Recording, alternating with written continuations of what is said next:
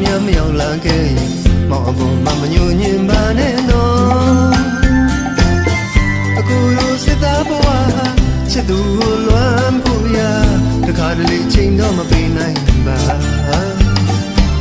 တော်တော်ကိုကြော်ကဖြစ်လို့တိုင်းပြည်တောင်းထမ်းလို့ကြော်ဖို့ဒီလိုတွေကဒါရီကိုတောင်းပြတဲ့အသည့်ဆုံးပါမေရဲ့မေ့ကြည့်ပါကွယ်မောင်တဘောနဲ့ပြောပြရရင်ချစ်တော်ချစ်သူလေးနဲ့ဒီမြဲထားစိတ်တူနေချစ်တဘောနော်